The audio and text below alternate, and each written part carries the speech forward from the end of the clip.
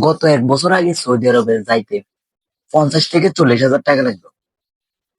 এখন বর্তমানে সৌদি আরবে যাইতে 1,90,000 টাকা লাগে।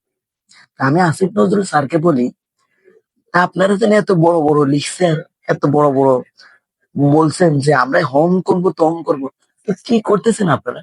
ওই চেয়ারটাতে বসে কি করতেছেন আপনারা একটু বলেন, আমাদেরকে বলেন। সাধারণ মানুষ জানতে চায় আপনারা কি করতেছেন। যে প্রবাসীরা হেনস্থার শিকার হতেছে প্রতিটি জায়গায় জায়গায়।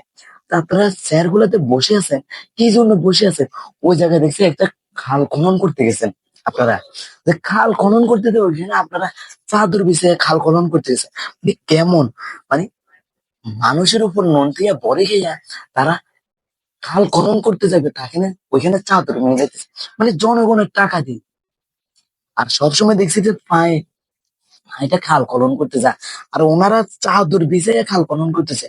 মানে কেমন বাঙালি আর আপনাদের বলতেছেন যে আপনারা সবসময় লেকচার মেরে গেছেন যে আমরা হ্যান করবো ত্যান করবো। এখন কি করতেছেন, কি করতেছে? যে একটা প্রবাসী রেমিটেন্স যোদ্ধা যেভাবে দেশ থেকে হেনস্থায় শিকার হইতেছে, যে এক- যেখানে 45 থেকে 50 হাজার টাকা বিদেশ যাইতে লাগতো সৌদি আরবে, সেখানে 1,90,000। তো আপনারা ভ্যাট বসে দিয়েছেন 15%। একটা প্রবাসী রেমিটেন্স যোদ্ধা একমাত্র সে জানে যে কতটা কষ্টের বিনিময়ে সে টাকা আওলাদ নিয়ে, কিস্তি নিয়ে, লোন নিয়ে, যে ঘর বিটা বন্ধক রেখে সে বিদেশ যায়। 4 থেকে 5 বছর চলে যায়, তার ক্যারিয়ার জীবন নষ্ট হয়ে যায় শুধু এই টাকার পিছিয়ে, রেমিটেন্সের পিছিয়ে ছুটতে ছুটতে। আর আমরা ওই চেয়ারটাতে বসে থাকি যে নির্লজ্জহীনের মতন, যে আমরা কিছু করতে পারি না। অবশ্য ওটা আরো বাড়াই দিয়ে যে আমরা রেমিটেন্স ওতারা, মানে তাদের প্রতি আমরা অবিচার করতেছি। তো আপনারা, এখন মানুষ বলবে যে আপনারা, যে ওই দলে তো ভালো ছিল, যে ওই দলে আমরা দেখতাম 50 থেকে 45 হাজার টাকা চাইতে, আর এখন 1,90,000 টাকা। তো আপনারা যদি যদি না কমাতে পারেন, আমাদের অনুরোধ আপনারা নেমে যান। আমার অনুরোধ যে এত ছাত্র এত আহত নিহত হয়েছে, যে ভ্যান ড্রাইভার থেকে রিক্সা চালক থেকে বাস ড্রাইভার পর্যন্ত, যে সবাই নেমে গেছে রাস্তায় একমাত্র দেশটা স্বাধীন করার জন্য। সে দেশ স্বাধীন করে এখন কি পাইছে?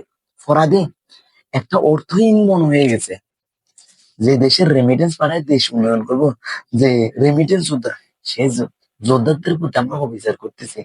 আর আপনারা বড় বড় লেকচার মারতেছে হ্যান কর্ম ত্যাগ।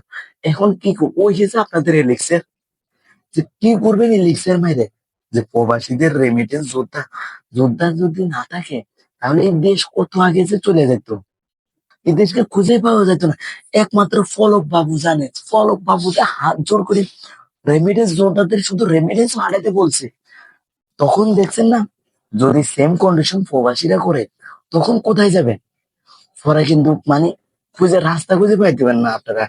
যে দেশ উন্নয়ন করবে, দেশ উন্নয়ন লিখছেন না মেরে, তাদের তাড়াতাড়ি প্রবাসীদের জন্য কোনো কাজ করেন। ওই ব্যাড ট্যাক্সটা প্রবাসীর বিমান ভাড়ার উপর বা প্রবাসীর উপর